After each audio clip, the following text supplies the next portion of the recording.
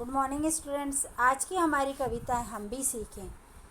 यह कविता गोपाल कृष्ण कोल द्वारा लिखी गई है और उन्होंने हमें प्रकृति के बारे में बताया कि प्रकृति जो कितनी सुंदर है और वह हर समय हमारे लिए कुछ न कुछ करती है। यहाँ हम देख रहे हैं झरने, नदियाँ, फल, फूल, पेड़ पौधे, ये सारा हमें प्रकृति से प्राप्त होता है। मतलब ये जो प्रकृति है वो हमें जीवन में कुछ ना कुछ करने की प्रेरणा देती है। यानी वो अपने लिए कुछ नहीं करती हैं, दूसरों के हित के लिए ही करती हैं। तो हमें भी वैसा बनना है। इस कविता के माध्यम से कवि यही कहना चाहते हैं कि प्रकृति से हम भी सीखें। कुदरत हमको रोज़ सिखाती जगहित में कुछ करना सीखें। अपने लिए सभी जीतें औरों के हित मरना सीखें। ये जो प्रकृति है, झरने, ये सब स्वयं जल न पीकर किसे देते हैं? हम लोगों को। तो कवि यहाँ यही कहना चाहते हैं कि कुदरत हमको रोज़ सिखाती, जो हमारी प्रकृति है वो हमें रोज़ सिखाती है जग हित में कुछ करना सीखें। यानी लोगों के हित के लिए, हमें यह संसार के हित के लिए कुछ करना चाहिए। अपने लिए सभी जीते हैं औरों के हित मरना सीखें। अपने लिए तो सभी जीते हैं, अपने लिए तो सभी करते हैं, लेकिन हमें दूसरों की भलाई के बारे में सोचना चाहिए और दूसरों के हित के लिए कुछ करना चाहिए।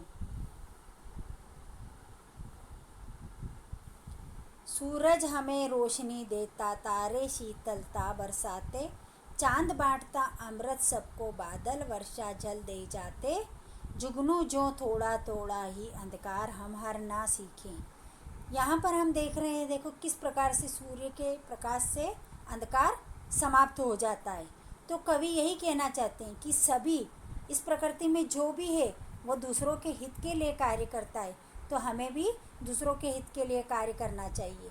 सूरज हमें रोशनी देता है, यानी सूरज की रोशनी मिलने के बाद सब तरफ अंधकार समाप्त हो जाता है। सूरज हमें अपना प्रकाश देता है और जो तारे हैं वो शीतलता बरसाते हैं, यानी शीतलता प्रदान करते हैं। चांद बांटता अमृत सबको, और चांद अपनी किरणों से चारों तरफ अमृत की वर्षा कर देता, अमृत फैला देता है। बादल वर्षा जल दे जाते, बादल जल बरसाकर हमारी जो ज़रूरतें उनको पूरा कर देते हैं। जुगनू जो थोड़ा थोड़ा ही अंधकार हम हरना सीखें, यानी बहुत ज़्यादा सूर्य के समान प्रकाश नहीं। तो यहाँ हम देख रहे हैं जुगनू थोड़ा सा प्रकाश देता है लेकिन अंधकार समाप्त करने की कोशिश करता है। तो हमें भी वैसा ही बनना है, जुगनू के समान हमें भी थोड़ा थोड़ा अंधकार दूर करना है, यानी हमें भी दूसरों के हित के लिए कार्य करना चाहिए। तो यहाँ पर कवि ने यही कहा है कि सूरज हमें रोशनी देता, तारे शीतलता बरसाते, चांद बांटता अमृत सबको, बादल वर्षा जल दे जाते, जुगनू जो थोड़ा थोड़ा ही अंधकार हम हरना सीखें। यानी सूरज हमें प्रकाश देता है, तारे शीतलता प्रदान करते हैं और चांद अपनी किरणों से सब तरफ अमृत बांटता है। बादल वर्षा जल दे जाते, मतलब बादल चारों तरफ वर्षा का जल बरसाकर आवश्यकताओं की पूर्ति करते हैं। ठीक उसी प्रकार हमें भी जुगनू के समान, बहुत ज़्यादा प्रकाश नहीं तो थोड़ा थोड़ा ही, यानी जुगनू के समान थोड़ा सा प्रकाश देने वाला जो जुगनू होता है, अंधकार दूर करने की कोशिश करता है, वैसे ही हमें कुछ करने का प्रयास करना चाहिए।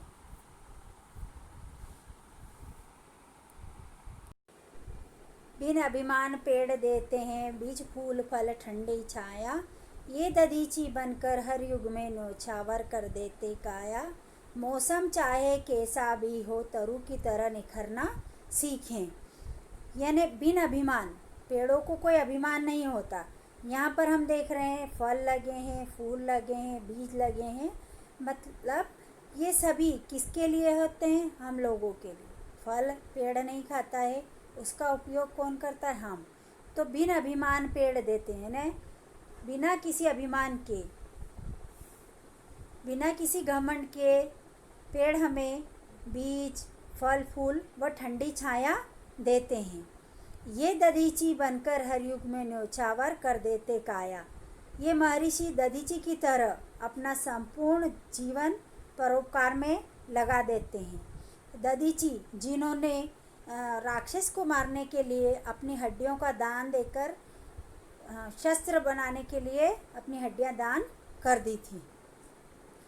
ठीक उसी प्रकार से पेड़ हमें यही प्रेरणा देते हैं कि हमें भी दूसरों के हित के लिए कुछ करना चाहिए।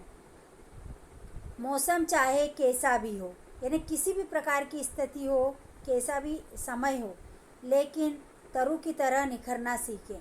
यानी पेड़ों की तरह हम हर समय प्रसन्न रहना सीखें।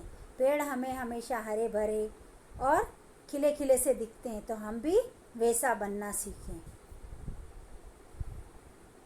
गहरी नदियाँ निर्झर नाले निर्मल जल दिन रात बहाते, ऊंचे नीचे पर्वत की इन सोतों के जनक कहाते, ऐसे ही त्यागी बनकर हम बूंद बूंद कर झरना सीखें।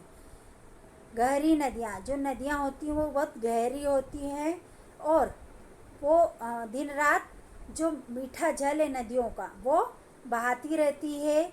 और ऊंचे नीचे पर्वत, ये पर्वत जो होते हैं वो नदियों के जनक कहलाते हैं। यहीं से बड़े बड़े पर्वतों से नदियाँ निकलकर बहती है।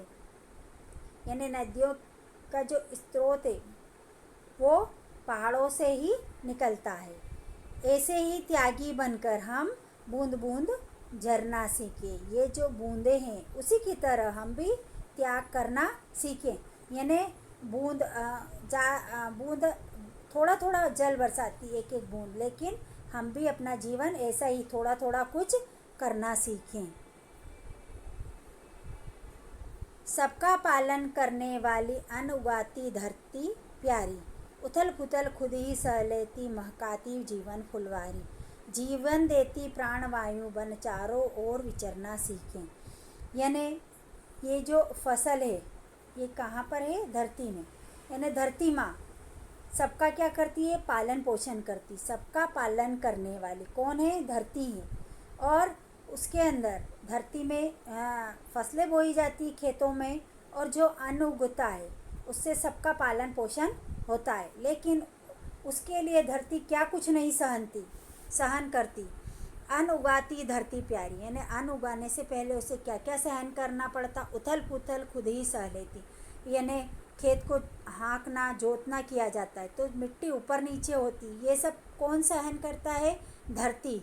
महकाती जीवन फुलवारी, लेकिन ये उथल पुथल वो सहन कर लेती और चारों तरफ हरियाली फैला देती, खुशबू फैल जाती है चारों तरफ। जीवन देती प्राणवायु बन चारों ओर विचरना सीखें।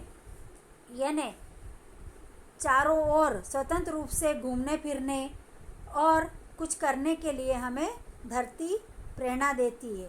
बिना प्रकृति के हम जीवित नहीं रह सकते, तो हमें प्रकृति बहुत कुछ सिखाती है।